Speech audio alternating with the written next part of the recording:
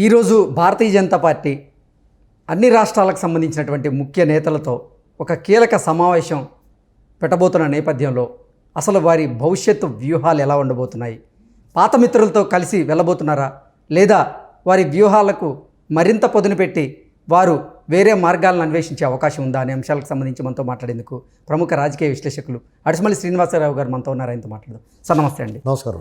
BJP అన్ని రాష్ట్రాలకు సంబంధించినటువంటి నేతలతో కీలక సమావేశం కాబోతున్నారు ఢిల్లీలో.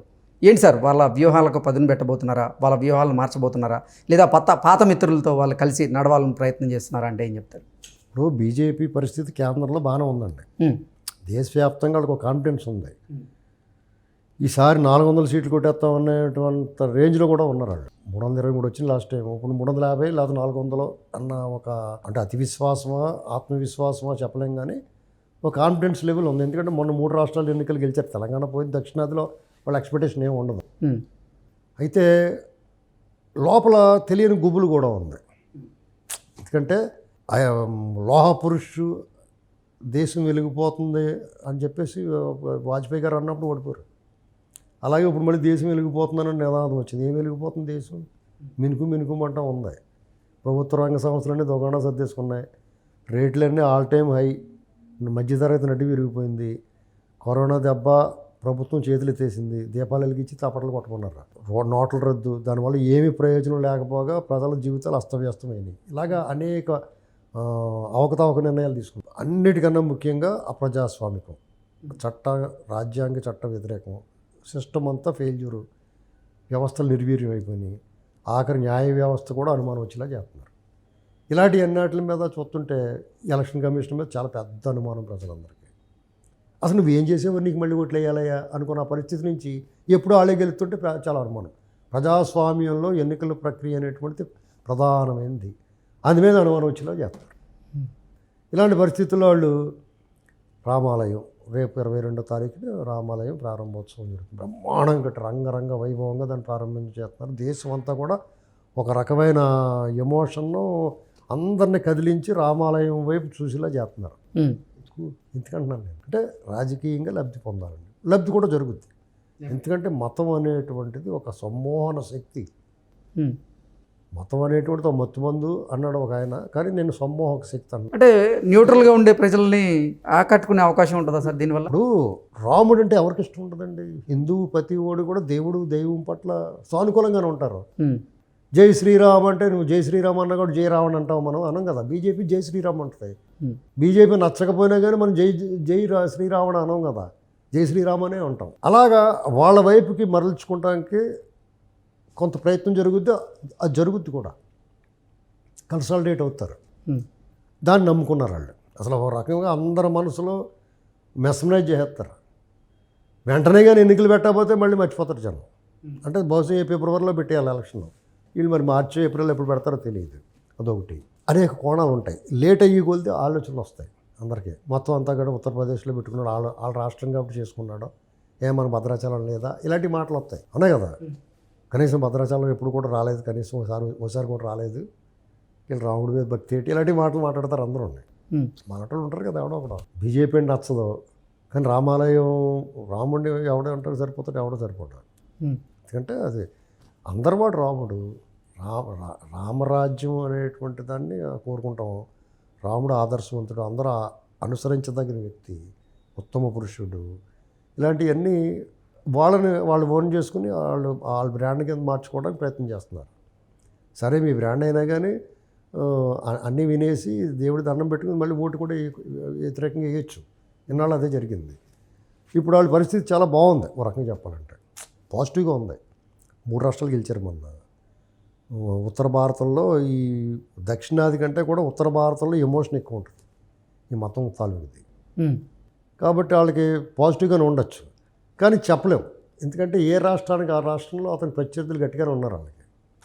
పశ్చిమ బెంగాల్, యూపీ, బీహార్, మధ్యప్రదేశ్. పైగా మన సెంటిమెంట్ ఏంటంటే అసెంబ్లీ ఎన్నికల్లో గెలిచిన పార్టీ పార్లమెంట్ ఎన్నికల్లో దెబ్బైపోతుంది. గత ఎన్నికల్లో కాంగ్రెస్ అసెంబ్లీ గెలిచింది, పార్లమెంట్లో క్లీన్ స్వీప్ దోలు తీరిపోయింది. ఇప్పుడు ఆర్డీ జరిగిందనుకో, ఆయన పరిస్థితి ఏంటి?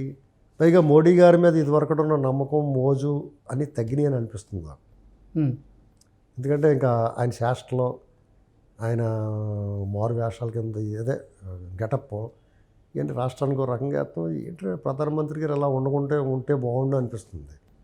ఆ పదవికి తగ్గ స్థాయిలో లేడీ అయినా అనిపిస్తుంది. పదవి వల్ల ఆయనకి వన్ని రావటం కాదు, ఈయన వల్ల పదవికి వన్ని రావాలి, వన్ని తేవాలి. కానీ రివర్స్ ఆ పదవిని అడ్డం పెట్టుకుని ఈయన రకరకాల చేష్టలు చేస్తున్నాడు. ఇదంతా కూడా ఆ వితందా పార్టీలో కూడా బీజేపీలో కూడా అప్రజాస్వామికంగా ఉంది. మోడీ అమిత్ షాలు తప్పకి ఎవరు లేరు, అదాని అమ్మాని తప్పకి ఎవరు లేరు అన్నట్టుగా ఉంది వ్యవహారం. ఇవన్నీ గమనిస్తున్నారు ప్రజలు. At the same time Rahul Gandhi image పెరుగుతుంది కొంచెం. పైగా ఆయన మీద సానుకూలత వస్తుంది. ఇలాంటి పరిస్థితుల్లో వాళ్ళకి ఎన్డీఏ మిత్రులు అవసరం లేదు, వాళ్ళకున్న కాన్ఫిడెన్స్ లెక్కలు. మామూలుగా అయితే ఇప్పుడు వాస్తవ పరిస్థితుల ద్వారా అయితే వాళ్ళకి అవసరం, కానీ వాళ్ళకి ఉన్న కాన్ఫిడెన్స్ మన ఎన్నికల ఫలితాలు చూస్తే వాళ్ళకి ఎవరో అవసరం లేదనుకోవాలి. ఇప్పుడు ఆంధ్రప్రదేశ్ ఉందండి, ఆంధ్రప్రదేశ్ ఉదాహరణ చెప్తున్నాను. ఆంధ్రప్రదేశ్లో జగన్ గారు వాళ్ళతో రహస్య పొత్తులతో ఉన్నాడు. అనైతిక పొత్తు రహస్య పొత్తు ఏదన్నా కానివ్వండి వాళ్ళిద్దరూ కలిసే ఉన్నారు. టీడీపీ అఫీషియల్గా పొత్తు లేదు, కానీ జనసేన వాళ్ళతో పొత్తులో డైరెక్ట్ పొత్తులో.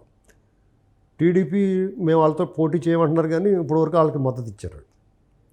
ఒకళ్ళు విమర్శించుకోవట్లేదు. ఇంకా బీజేపీ వాళ్ళు విమర్శిస్తున్నారు, కానీ టీడీపీ అసలు విమర్శించలేదు. బీజేపీకి రేపొద్దున్న అధికారంలో వచ్చిన తర్వాత వీళ్ళు కావాలంటే వీళ్ళు మద్దతు ఎవరు గెలిచినా మద్దతు వాళ్ళకి ఇచ్చే పరిస్థితి కనపడుతుంది. తెలంగాణలో వాళ్ళు ఓటు బ్యాంక్ పెంచుకున్నారు. రేపొద్దున్న గత ఎన్నికల్లో వచ్చిన 4 సీట్లు నిలబెట్టుకోరా అంటే ఇక్కడ కాంగ్రెస్ పెర్ఫార్మెన్స్ని బట్టి ఉంటుంది. కనీసం 2 అన్న వస్తాయి, 4 రాకపోయినా. లాస్ట్ టైం 4 వచ్చినాయి, ఇప్పుడు 2 అన్న వస్తాయి. లేదా 4 లేదా ఇంకోటి పెరగచ్చు, 5 కూడా రావచ్చు. ఇలాంటి పరిస్థితులు వాళ్ళకి వేరే వాళ్ళతో అవసరం లేదు. కానీ మరి లోకల్ నాయకులు మిగతా రాష్ట్రాల్లో బీజేపీ ఉనికి ఎంతో కొంత ఉంది. తమిళనాడు, ఆంధ్ర, కేరళలో అలా అడ్రస్ లేదా. మరి ఆంధ్రప్రదేశ్కి వచ్చేటప్పటికి మరి లోకల్గా ఉన్న రాష్ట్ర శాఖ నాయకులు వాళ్ళ పరిస్థితి ఏంటి? వాళ్ళు 1% కూడా రావు, 100 కంటే తక్కువ ఓట్లు వస్తాయి. బీజేపీ అంటే డిజాస్టరే. పైగా వాళ్ళు ఎవరితో వాళ్ళే పోతారు అనుకుంటున్నాం పరిస్థితి. అలాంటి పరిస్థితుల్లో ఆ నాయకులు విడిగా పొత్తులు లేకుండా పోటీ చేయమంటే ఎందుకు చేస్తారు వాళ్ళు? ₹10 ఖర్చు పెడితే ₹10 బొక్కాలకి ఎలక్షన్ ఖర్చుకి. అవమానమా 100 కంటే తక్కువ ఓట్లు, అదొక అవమానం. తిరిగితే కాళ్ళు ఎరిగిపోతే తప్ప పని జరగదు. వాళ్ళు ఎవరి కోసం పోటీ చేయాలి? ఎందుకు పోటీ చేయాలి? వాళ్ళందరూ కూడా ఏదైనా పొత్తు ఉంటుందేమో అని ఉన్నారు బీజేపీలో. ఇంకానే పొత్తు లేదనుకో అందరూ పారిపోతారు, వేరే పార్టీలో చూసుకుంటారు దారి. ఓకే, బీజేపీ అగ్రనాయకత్వం ఇప్పుడు ఆంధ్రప్రదేశ్ విషయానికి వస్తే ఎట్టి పరిస్థితుల్లోనూ చంద్రబాబు గారితో పొత్తు పెట్టుకునే ప్రయత్నం దిశగా అడుగులు వేస్తున్నారు. కానీ దానికి చంద్రబాబు గారు ఎలా రియాక్ట్ అవుతారనేది ఒక వార్తగా మారిన నేపథ్యంలో దీని గురించి ఏంటి సార్ విశ్లేషణ? వాళ్ళు పొత్తు కోసం ట్రై చేస్తున్నట్టు ఏం కనపడతలేదు. వాళ్ళు బలవంతంగా పెట్టుకోవా అన్నట్టు చూస్తున్నారు. వాళ్ళు కేసులు తీర్పులన్నీ రిజర్వ్లో ఉన్నాయి. ఏ కేసు తీర్పుని ఇలా చూసి ఇలా చెప్పేయాల్సిన తీర్పులు కూడా అలా మడతెట్టేసి లోపల పడుతున్నారు. ఇదంతా అనుమానం వస్తుంది అందరికీ. న్యాయశాఖల మీద, న్యాయస్థానం మీద అనుమానం ఉండకూడదు. న్యాయమూర్తులు వాళ్ళు ఏం చేసినా నమ్మాలి, అది మన రూల్ ఇక్కడ. మరి వాళ్ళు చేసి శాస్త్రాలు చూస్తుంటే ఎలా ఉన్నాయి? 94 రోజులే అంతా అయిపోయింది. 17A మీద తీర్పు రిజర్వ్ అయిపోయి మరి ఏటో మరి ఏం అర్థం అవట్లేదు. ఈ మాయ ఈ పొత్తుల కోసమే బలవంతంగా పెట్టారేమో అనుకుంటున్నాను నేను. ఓకే, ఇక తప్పదండి, మాట్లాడకపోతే ఎలాగా? దానికి రీజన్ చెప్పాలి కదా. విచక్షణాధికారం ఉందని చెప్పేసి ప్రశ్నించడానికి లేదని చెప్పి మీ ఇష్టమైన చేయడానికి ప్రజాస్వామ్యం ఇది. ఇప్పుడు వాళ్ళు మోడీ గారు వాళ్ళకి మరి పొత్తు పెట్టుకోవాలి, కలిసి పోటీ చేద్దాం అనుకున్న వాళ్ళు వ్యవహరించిన తీరు అసలు లేదు వాళ్ళ దగ్గర. బీజేపీ ప్రతినిధులు నేను కాకపోతే వాళ్ళు నోటుకొచ్చినట్టు మాట్లాడుతున్నారు. వీళ్ళు ఎలా ఒప్పుకుంటారు? వీళ్ళు టీడీపీ వాళ్ళు 70 సీట్లు ఇవ్వాలంట. 10-12 ఎంపీ వాళ్ళు బుద్ధి ఉందా, సిగ్గుందా అసలు అడుగుతానికి? ఆ నోరు ఉందా? ఆ నోరా ఏంటది? నాలుగే తాటిపెట్టా. ఆడికి ఏం ఓట్లు ఉన్నాయి ఇక్కడ? ఆడి సీన్ ఏముంది ఇక్కడ? అంటే మా చేతిలో సిస్టమ్ ఉంది, జగన్మోహన్ రెడ్డి అటు బూచోడున్నాడు ఇక్కడ, పోలీసులు పెట్టి మీ ఇష్టం చేస్తాం, దుర్మార్గం చేస్తాం, అరాచకం చేస్తాం అన్న గోడని తొక్కేస్తారు జనం. వాళ్ళు కోపం రానంత వరకే ఎవడన్నాను. ఒక్కసారి జనం తిరగబడ్డారంటే ఎంతటి మా నియంతలే మట్టి గరిచేశారు, సూసైడ్ చేసుకున్నారు వాళ్ళు.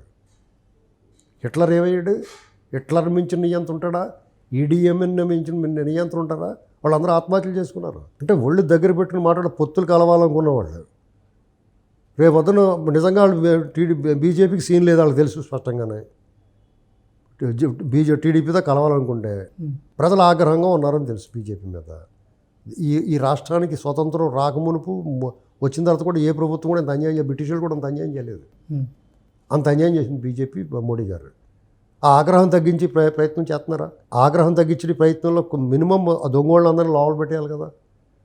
ఆ హత్యలు చేసిన వాళ్ళందరూ వదిలేయకూడదు కదా, అరాచకం రాజ్యాంగ చట్టబలంగా జరిగితే వదిలేయకూడదు కదా. ఇలాంటివన్నీ వదిలేసి పొత్తులు మాత్రం పెట్టుకుంటాం మీతోటి, వాళ్ళతోటి రంకు సాగిస్తామని చెప్పంటే ఎలా కుదురుతుంది. కాబట్టి ప్రజలు చాలా ఆగ్రహంగా ఉన్నారు. పెట్టుకుంటే టీడీపీకి నష్టం. జనసేన కూడా ఎందుకు వాళ్ళతో వెళ్తారంటుందో అర్థం అవ్వట్లేదు. వాళ్ళు ఏమి ఇచ్చేసారండి వాళ్ళతో వెళ్తున్నారో చెప్పాలి సమాధానం వాళ్ళే. రేపు పొత్తు పెట్టుకుంటే ప్రజలకు సమాధానం చెప్పి తీరాలండి. లేదా ఇదిగో వీళ్ళతో పొత్తు పెట్టుకోకపోతే మనం ఎలక్షన్ చేసుకునేవరో, మన ఇంట్లో మనం ఉండేవరో, మన అందరూ కొట్టి చంపేస్తారు, వీళ్ళు ఈవీఎంలు మేనేజ్ చేస్తారు, అందుకు చచ్చినట్టు పెట్టుకుంటున్నాం వీళ్ళతో అని చెప్పాలి. అలా పెట్టుకున్నా కానీ ఆ పని చేయరని నమ్మకం ఏంటి వాళ్ళకి? ఆ మోజు వాళ్ళ మీద, రంకు మోడి మీద మోజు ఎక్కువ ఉంటుంది అసలు మోడి కంటేనే. ఓకే.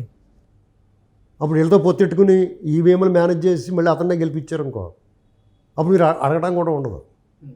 ఇది పెద్ద బ్రహ్మముడి చిదంబర రహస్యం కింద ఉంది, చిక్కు ప్రశ్న కింద ఉంది. దీన్ని ఎవడో సాల్వ్ చేయలేకపోతున్నాడు. ఈ దేశంలో ఎవరికి లేని సమస్య ఆంధ్రప్రదేశ్లో ఉంది. మోడీ గారు వ్యక్తిగతంగా చంద్రబాబు నాయుడు గారి మీద పగట్టేసండి. మోడీ గారు అమిత్ షా అక్కడ లేకుండా పోయే వరకు కూడా ఆంధ్రప్రదేశ్ సేఫ్టీ లేదు. ఇంక ప్రకృతే చూడాలి. వాళ్ళు ప్రజలుగా మన నార్త్ ఇండియా అంతా కూడా భక్తిభావాలు అది ఎంత దుర్మార్గం చేయని, ఎంత అప్రజాస్వామికంగా పరిపాలించినాయి. ఇక ఒక మాయ మత్తులో పడిపోయారు. ఏం జరుగుతుందో తెలియదు. ఆంధ్రప్రదేశ్ బతికి బట్టకట్టాలంటే ఇక మీకు బీజేపీ అధికారంలో ఉన్నా పర్లేదు కానీ వాళ్ళిద్దరూ ఉండకూడదు. ఆ పార్టీ వాళ్ళు అందరూ వాళ్ళ దండం పెట్టి అయిపోయిందో మీరు పక్క తప్పుకుంటూ ఆ సీన్ కనపడతలేదు. ఆ భక్తులు ఓబట్టి పూజిస్తున్నారు అక్కడ. ప్రజల గురించి ఆలోచించంటారు బాబు ఎవరన్నా సరే ఆంధ్రప్రదేశ్ గురించి. ఇక చంద్రబాబు కాకపోతే ఎవరన్నా కానీ టీడీపీ రావాలి అధికారంలోకి. ఇక్కడ జగన్మోహన్ రెడ్డి అనేటువంటి వాడు ఆ బూచోడిని బయట పంపించాలా. వాళ్ళకి మోడీ గారితో వాళ్ళకున్న స్నేహం లేదని చెప్పమనండి.